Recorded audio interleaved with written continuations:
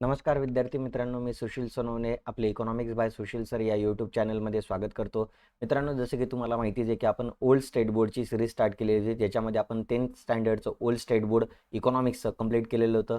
11वीचं old state बोर्डचं आपण काही इकॉनॉमिक्सचं complete केलेलं होतं आणि आता 12th स्टँडर्डचा ओल्ड स्टेट बोर्डचं आपण इकॉनॉमिक्स स्टार्ट केलेलं आहे. त्याच्यामधलंही पहिलं चॅप्टर नॅशनल इन्कम आपण कंप्लीट केलेलं आहे आणि आता त्याच्यामधलं जे दुसरं चॅप्टर आहे पैसा नावाचं, तर ते चॅप्टर आता आपण काय केलेलं आहे, स्टार्ट केलेलं आहे. ओके, चला मग या पैसा नावाच्या चॅप्टरमधला पहिला पार्ट ऑलरेडी झालेला आहे. आज आपण दुसरा पार्ट घेऊन आलेलो आहोत, ज्याच्यामध्ये आपण पैशांची कार्य समजून घेणार आहोत. ठीक आहे, तर त्याच्या अगोदर लेक्चरला स्टार्ट करण्याच्या अगोदर ज्यांनी आपल्या चॅनलला सबस्क्राईब केलं नसेल त्यांनी सर्वात पहिले आपल्या चॅनलला सबस्क्राईब करायचं आहे. शेजारचा बेल आयकॉन प्रेस करायचा आहे, जेणेकरून नवीन नवीन व्हिडिओचं नोटिफिकेशन तुम्हाला मिळत राहणार आहे. ओके, तर दुसरी महत्त्वाची गोष्ट की जे तुम्ही प्रत्येक इथं लाईव्ह आलेल्या प्रत्येक विद्यार्थ्याने काय करायचं आहे, आपल्या चॅनलला लाईक करायचं आहे, कमेंट करायचं आहे आणि शेअर करायला विसरायचं नाही आहे, जेणेकरून तुम्हाला नवीन नवीन जे काही व्हिडिओज आहे हे अधिक चांगल्या प्रकारे मला तुम्हाला समजून सांगण्याना मजा येणार आहे. ओके, आणि तुम्हालाही इकॉनॉमिक्स अगदी सोप्या लँग्वेजमध्ये समजून घेताना मजा येणार आहे. ठीक आहे, त्याच्यामुळे काय करायचं आहे, आपल्या चॅनलला लाईक करायचं, कमेंट करायचं आणि शेअर करायला विसरायचं नाही. ओके, चलो स्टार्ट करूया आपण आपल्या आजच्या लेक्चरला. तर बघा, आजच्या लेक्चरमध्ये आपण काय केलेलं होतं रे मित्रांनो, की 12th स्टँडर्डचं ओल्ड स्टेट बोर्ड आपण कंप्लीट केलं होतं आणि याच्यामध्ये मी तुम्हाला बोललो होतो की 1 ते 7 चॅप्टर आपल्याला करण्याची गरज नाही आहे. 8 नंबरचं चॅप्टर आपण कंप्लीट केलेलं आहे. 9वं चॅप्टर बी आपल्याला करण्याची गरज नाही आहे. 10वं चॅप्टर आपण स्टार्ट केलं होतं, त्याचा पहिला पार्ट झालेला आहे, पार्ट 1. आज आपण कोणता पार्ट घेऊन आलेलो आहे, पार्ट 2 घेऊन आलेलो आहोत आणि आज हा पार्ट 2 आपण समजून घेणार आहोत. ओके, चलो स्टार्ट करूया आपण आजच्या लेक्चरला.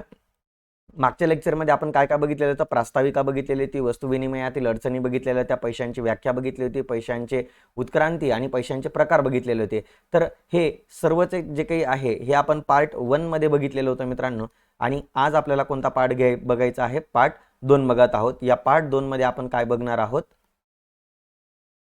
पैशांचे कार्य आणि पैशांचे गुणधर्म, हे दोन आपण काय करणार आहोत, हे पार्ट 2 मध्ये हे दोन कंटेंट आपण समजून घेणार आहोत. चला जाऊया मग आजच्या पहिल्या कंटेंटकडे, पैशांची कार्य.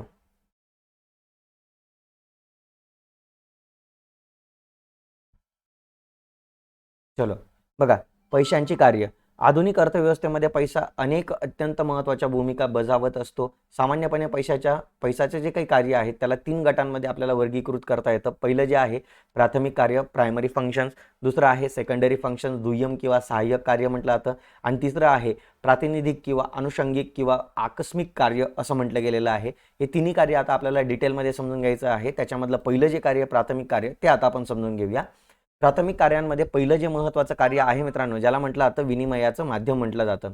हे जे विनिमयाचं माध्यम म्हणून पैसा जो काम करत आहे, तर ती एकदम मूलभूत अशी भूमिका पैशांची याच्यामध्ये आहे. तर हे सर्वात पैशाचं महत्त्वाचं कार्य आहे. जेव्हा पैसा विनिमयाचं माध्यम म्हणून कार्य करत असतो, तेव्हा पैसा हा विनिमयांचे जे काही व्यवहार आहे, जसं खरेदी असेल किंवा विक्री असेल, अशा दोन्ही भागांमध्ये काय करत असतो, आपली स्वतःची भूमिका बजावत असतो. ठीक आहे, विनिमयाचं माध्यमाचे कार्य करून पैशाचे प्रत्यक्ष वस्तू विनिमय या पद्धतीमधील ज्या काही गरजांच्या दुहेरी संयोगाची अडचण होती, हिला दूर करण्यामध्ये पैशांनी महत्त्वाची भूमिका सध्या बजावलेली आहे. म्हणजेच बघा ना, वस्तू विनिमय पद्धतीमध्ये महत्त्वाची एक अडचण काय होती, की गरजांच्या दुहेरी संयोगाचा अभाव होता, आपल्याला जाणवत होता. की जेव्हा माझ्याकडची एखादी वस्तू समोरच्याला हवी असेल आणि समोरच्याकडील वस्तू मला हवी असेल, तरच आमच्या दोघांमध्ये काय होत होता, व्यवहार होत होता, अन्यथा आमच्या दोघांमध्ये व्यवहार होत नव्हता. यालाच म्हटलं जातं गरजांच्या दुहेरी संयोगाची गरज म्हटली जात होती. आणि ही दोघांच्या गरजा ज्यावेळी सेम असतील त्याच वेळी तो व्यवहार केला जाऊ शकत होता, अन्यथा केला जात नव्हता. ही जी महत्त्वाची अडचण होती, ही अडचण दूर करण्यामध्ये पैशाने महत्त्वाची भूमिका बजावलेली आहे. ओके, पुढे बघा, कोणत्याही वस्तूची आणि सेवेची खरेदी विक्री पैशाच्या सहाय्याने केली जाऊ शकते. सर्वसाधारणपणे पैसा खरेदी शक्तीचं काय करत असतो, कार्य करत असतो. पैशाद्वारे आपण कुठल्याही प्रकारची वस्तू आणि सेवा खरेदी करू शकतो. बघा ना, आज कोणतीही वस्तू विकून पैसा मिळवू शकतो आणि भविष्य काळात पैशाच्या सहाय्याने कोणतीही वस्तू आणि सेवा आपल्याला खरेदी करता येऊ शकते. कारण की पैशामुळे वस्तू विकणं आणि पैशांमुळे वस्तू खरेदी करणं काय झालेलं आहे, सोपं झालेलं आहे. पैशाच्या काही विशिष्ट गुणधर्मांमुळे, जसा स्वीकार्यता, म्हणजे सर्वच ठिकाणी पैसा हा स्वीकार्य आहे, त्याला कोणीही नाकारू शकत नाही. वहनीयता, एका जागेवरनं दुसऱ्या जागेवर त्याला आपण घेऊन जाऊ शकतो. टिकाऊपणा आहे, पैसा दीर्घ कालावधीसाठी टिकत असतो. त्या इत्यादी गोष्टींमुळे पैसा विनिमयाचं माध्यम म्हणून कार्य करू शकतो. ओके, हे होतं विनिमयाचं माध्यम. आता जे दुसरं कार्य आहे, बरोबर, प्राथमिक कार्यांमध्ये पैशाचं दुसरं महत्त्वाचं जे कार्य आहे, ज्याला म्हटलं जातं मूल्यमापनाचं साधन किंवा हिशोबाचं एकक. परिमाण म्हणजे काय रे मित्रांनो? एकक. ठीक आहे, युनिट ऑफ अकाउंटिंग काय म्हटलं जातं यालाच? Unit of accounting. ठीक आहे, युनिट ऑफ अकाउंटिंग म्हणजे काय आहे की बघा, सर्व वस्तू आणि सेवांची जी काही मूल्य आहे ही पैशात व्यक्त केली जातात. म्हणजे कोणत्याही वस्तूचं जे काही मूल्य आहे, बरोबर, तर ते पैशामध्ये व्यक्त केलं गेलेलं आहे. ठीक आहे, पैसा हे हिशेबाचं काय आहे? एकक आहे. परिमाण आहे म्हणजे एकक आहे, युनिट आहे. जेव्हा वस्तूचे मूल्य पैशात व्यक्त केले जाते तेव्हा त्यास किंमत प्राप्त होत असते.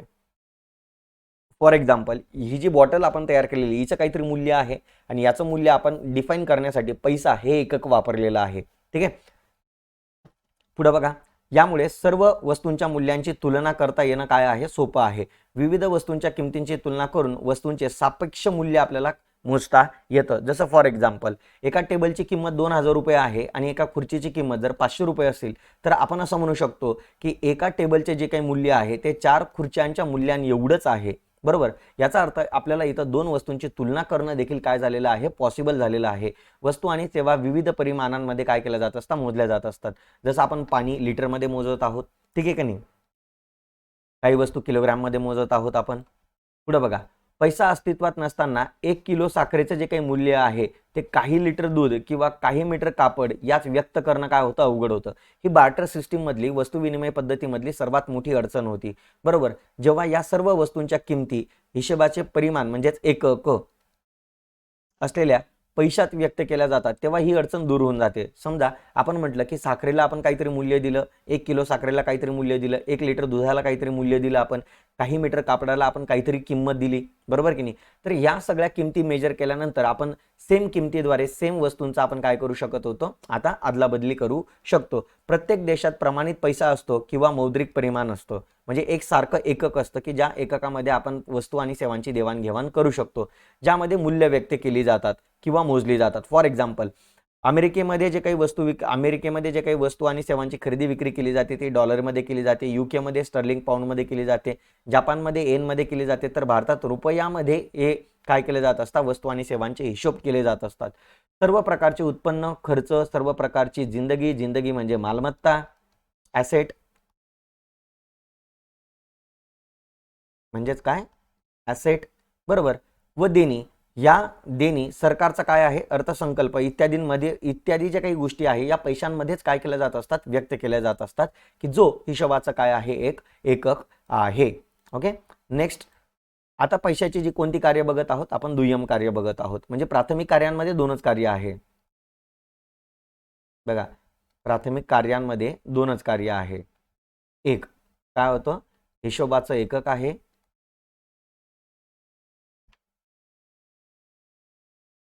आणि पहिलं कार्य कोणतं बघितलेलं होतं आपण? विनिमयाचं माध्यम.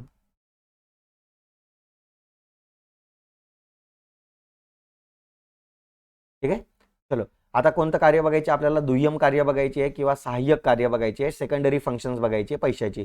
तर त्याच्यामध्ये पहिलं जे कार्य आहे तर ते आहे विलंबित देणी देण्याचं काय आहे? पैसा एक साधन आहे. विलंबित देणी म्हणजे उधारीची देणी देण्याचं एक काय आहे? साधन आहे, ज्यालाच इंग्लिशमध्ये काय म्हटलं जातं? Standard of deferred payments.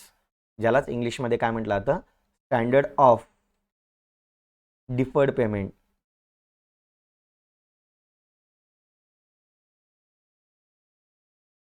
ठीक आहे, पुढे बघा, आधुनिक अर्थव्यवस्थेत अनेक व्यवहार रकमा ताबडतोब अदा न करता केले जातात. ऋणको भविष्य काळातील देणी देण्याचं काय देत असतो? वचन देत असतो. बरोबर, म्हणजे अनेक प्रकारचे जे काही व्यवहार आहे हे उधारीचे केले जात असतात की ज्याची देणी आपण भविष्यामध्ये देत असतो. ठीक आहे, तर ऋणको काय करत असतो? भविष्य काळात देणी देण्याचे वचन देत असतो. म्हणजे जो कोणी कर्ज घेणार आहे, ऋणको म्हणजे कोण? कर्ज घेणारा, आणि धनको म्हणजे कोण? कर्ज देणारा. बरोबर, अनेक वेळा जो कर्ज घेणारा आहे तो काय म्हणत असतो धनकोला की मी भविष्य काळामध्ये तुझी देणी देण्याचं काय देतोय, वचन देतोय. ही भविष्य काळातील देणी देणं पैशांमुळे काय झालेलं आहे, शक्य झालेलं आहे. वस्तू विनिमय पद्धतीमध्ये कर्ज घेणं, बघा वस्तू विनिमय पद्धतीत कर्ज घेणं सोपं होते, परंतु त्याची परतफेड करणं काय होतं, अवघड होतं. कारण की ही जी कर्ज होती ही अन्नधान्य किंवा गुरांच्या स्वरूपात केली जात होती. फॉर एक्झाम्पल, मी जर आज एखाद्या व्यक्तीकडनं जर एखादी वस्तू घेत आहे आणि त्या बदल्यात मी त्याला सांगतो की मी भविष्यामध्ये तुझं ही वस्तू काय करणार आहे, परत करणार आहे, तर ठीक आहे मित्रांनो, तर हे अन्नधान्य आणि गुरांच्या सहाय्याने केले जात होते. परंतु ही जी काही देणी आहे, जर आपण अन्नधान्याचा विचार केला तर अन्नधान्य ही नाशवंत गोष्ट आहे मित्रांनो. त्याला कीड लागू शकते, बरोबर, त्याला मुंग्या लागू शकतात, त्याच्यानंतर त्याला उंदरांमुळे त्या अन्नधान्याचा नासधूस होऊ शकते.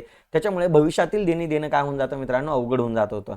ठीक आहे, पैशामुळे सध्या काय झालेलं आहे, कर्ज देणं आणि कर्ज घेणं सुकर झालेलं आहे. कारण कर्जे पैशांच्या स्वरूपात काय केली जात असतात, घेतली जातात आणि पैशांच्या स्वरूपातच काय केली जात असतात, ती परत सुद्धा केली जात असतात.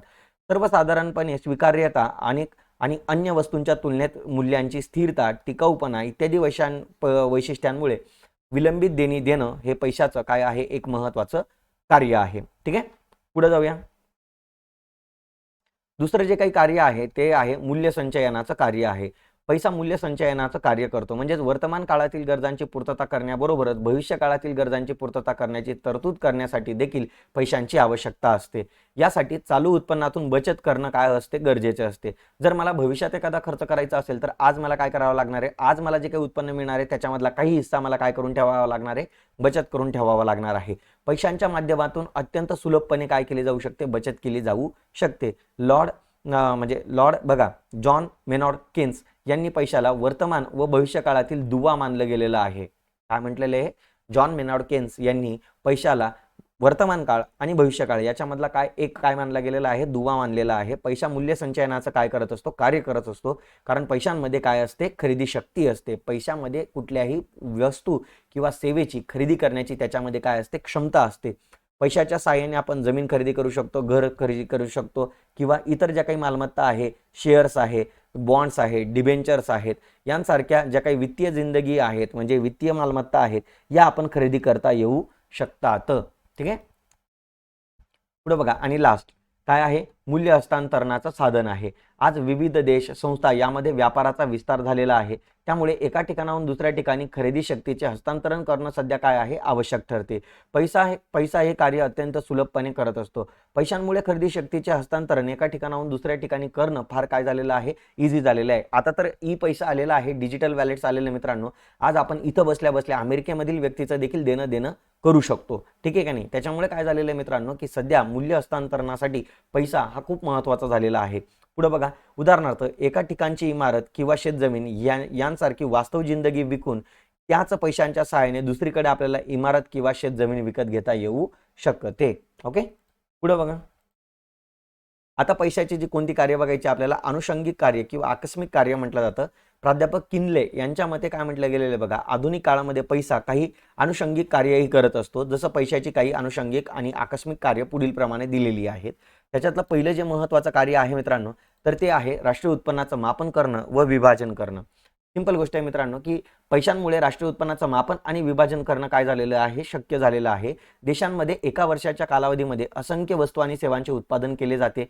जेव्हा या वस्तू आणि सेवांचे मूल्य पैशात व्यक्त केले जाते तेव्हा त्याला राष्ट्रीय उत्पन्नाचे मापन करणं काय होऊन जातं, शक्य होऊन जातं. जेव्हा आपण काय म्हणतो मित्रांनो, एक कन्सेप्ट बघितला होता आपण, जीडीपी मध्ये काय म्हटलं होतं, की आपले जी काही टेरिटरी आहे, बरोबर, आपली जी काही टेरिटरी आहे, फॉर एक्झाम्पल मी असा एक नकाशा काढतोय भारताचा, बरोबर.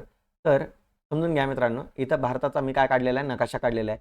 या भारताच्या बॉर्डरमध्ये जेवढ्याही अंतिम वस्तू आणि सेवा तयार होतील यांची जर आपण किमतींची जर आपण बेरीज केली तर त्यालाच आपण काय म्हणत होतो, जीडीपी म्हणत होतो, बरोबर की नाही. देशाच्या सीमेच्या आत जेवढ्याही अंतिम वस्तू आणि सेवा तयार होतील त्यांच्या किमतींची बेरीज केली तर आपल्याला काय प्राप्त होतो, जीडीपी प्राप्त होत असतो. मग सिंपल गोष्ट आहे मित्रांनो, मग जीडीपी हे काय आहे, राष्ट्रीय उत्पन्नाचं एक काय आहे, इंडिकेटर आहे. आणि जीडीपी मोजण्यासाठी आपल्याला वस्तू आणि सेवांचं मूल्य हे पैशात व्यक्त करणं काय आहे, गरजेचं आहे.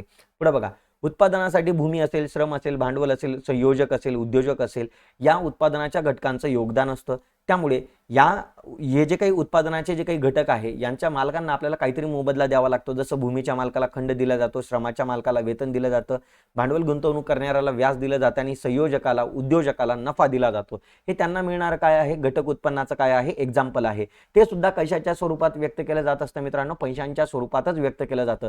कारण की भूमीच्या मालकाला आपण जे काही रेंट देणार आहे ते पैशाच्या स्वरूपात देणार आहे, श्रमाच्या मालकाला आपण मजुरी किंवा वेतन देणार आहे ते देखील पैशाच्या सहाय्यानेच करणार आहोत, भांडवलाच्या मालकाला म्हणजे भांडवली गुंतवणूक करणाऱ्या मालकाला आपण काय दिलेलं आहे, व्याज दिलंय ते देखील पैशांच्या सहाय्यानेच देणार आहोत आणि उद्योजकाला स्वतःचा जो काही प्रॉफिट उरणार आहे तो देखील पैशाच्या स्वरूपातच त्याला उरणार आहे. म्हणून असं म्हटलं जातं की हे जे काही घटक उत्पन्न आहे हे देखील कशामध्ये व्यक्त केलं जात असतं, पैशांच्या स्वरूपातच व्यक्त केलं जात असतं. अशा प्रकारे एकूण उत्पादन असेल, उत्पादन घटकांच्या किमती असतील, सुलभपणे पैशात काय केल्या जाऊ शकतात, व्यक्त केल्या जाऊ शकतात.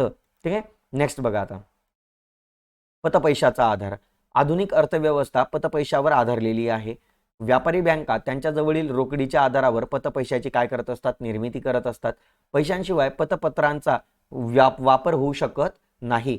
सिंपल गोष्ट आहे मित्रांनो की जर आपण काय म्हटलेलं आहे की पतपत्र म्हणजेच आपल्याला ज्याला कमर्शियल पेपर म्हणूया, आपण काय म्हणूया, ज्याला कमर्शियल पेपर म्हणूया. ठीक आहे, हे जे कमर्शियल पेपर असतात मित्रांनो, या कमर्शियल पेपरचा वापर आपण वस्तू आणि सेवा खरेदी करण्यासाठी करू शकत नाही. सिंपल गोष्ट आहे. आधुनिक काळामध्ये काय केलं जात असतं मित्रांनो, बँका काय करत असतात, लोकांजवळच्या ठेवी काय करत असतात, स्वीकारत असतात. बरोबर, या ठेवी स्वीकारतात आणि याच ठेवींपासूनच समोरच्या व्यक्तीलाच काय करत असतात मित्रांनो, कर्ज देत असतात.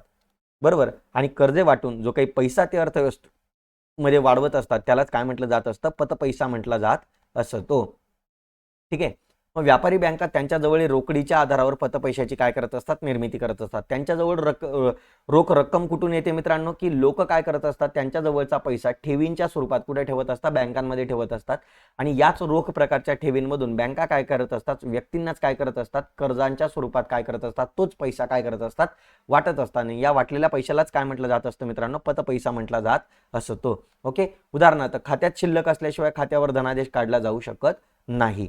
ठीक आहे, जसं पतपत्र म्हणजेच काय म्हटलेलं इथं, कमर्शियल पेपर घ्या किंवा चेक्स घ्या, डीडी घ्या. ठीक आहे का नाही, चेक्स घ्या किंवा तुम्ही डीडी घ्या. तर इत्यादी जी काही गोष्टी आहेत मित्रांनो, या गोष्टी तुम्ही जोपर्यंत पैसे तुमच्या अकाउंटला बॅलन्स राहत नाही तोपर्यंत तुम्ही या गोष्टी काढू शकत नाही. ठीक आहे, पुढे बघा, संपत्तीला द्रवरूप देणं.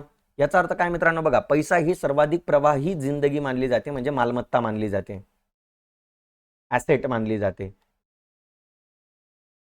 ठीक आहे, अत्यंत सुलभपणे पैशाचे रूपांतर कोणत्याही मालमत्तेत करता येते व कोणत्याही मालमत्तेचं रूपांतर पैशात करता येते. फॉर एक्झाम्पल, एखादी व्यक्ती सोने खरेदी करून नंतर ते विकू शकते आणि सरकारी कर्ज रोखे विकत घेऊ शकते. याचा अर्थ काय मित्रांनो, एखादा व्यक्ती काय करू शकतो, पैसे देऊन सोनं खरेदी करू शकतो किंवा सोनं देऊन पैसे देखील घेऊ शकतो. याचा अर्थ काय रे मित्रांनो, पैशांचं रूपांतर आपल्याला सोन्यात करता येतं आणि सोन्याचं रूपांतर पैशात करता येतं.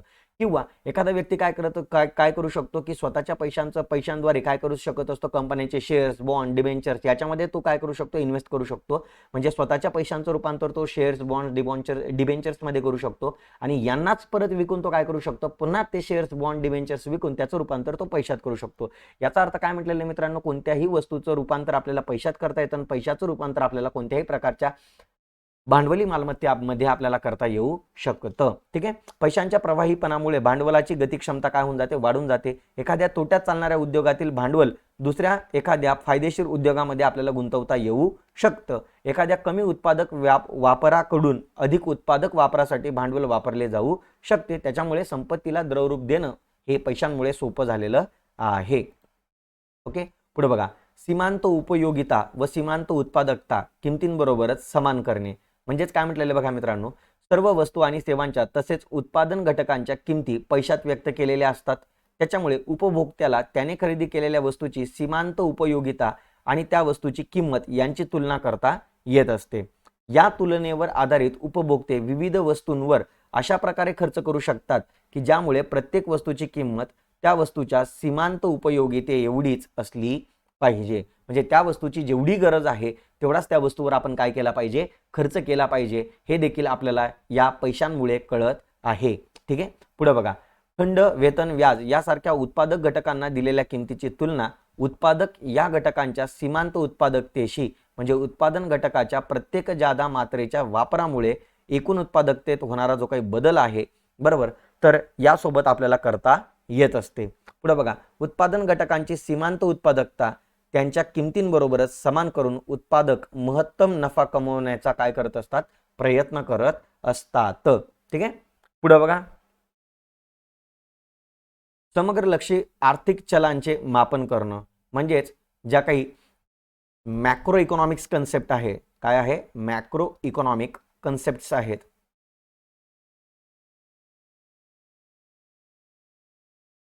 काय आहेत, ज्या काही मॅक्रो इकॉनॉमिक्स कन्सेप्ट्स आहेत त्या बघा बरं का. मॅक्रो इकॉनॉमिक ज्या काही कन्सेप्ट्स आहेत, जसं फॉर एक्झाम्पल स्थूल राष्ट्रीय उत्पादन असेल, एकूण बचती असतील, एकूण गुंतवणूक असेल, यांसारख्या ज्या काही मॅक्रो इकॉनॉमिक कन्सेप्ट आहेत यांची मोजदाद आपण पैशांच्या स्वरूपात करू शकतो. पैशांमुळे कर संकलन करणं, अंदाजपत्रक इत्यादींना चालना मिळते. अशा प्रकारे आधुनिक मौद्रिक अर्थव्यवस्थेत पैशांमुळे उत्पादन, विभाजन, बचती इत्यादींना काय मिळालेली आहे, चालना मिळालेली आहे. पैशांमुळे आंतरराष्ट्रीय व्यापार असेल, वाहतूक असेल, भांडवल बाजार असेल व अन्य वित्तीय संस्थांची उभारणीला देखील काय मिळालेलं आहे, प्रोत्साहन मिळालेलं आहे. ठीक आहे. नेक्स्ट बघा, या सर्व कार्यांबरोबरच पैसा अजूनही काही महत्त्वाची कार्य करत असतो. जसं परतफेडीची क्षमता राखण्यास पैशाची मदत होत असते.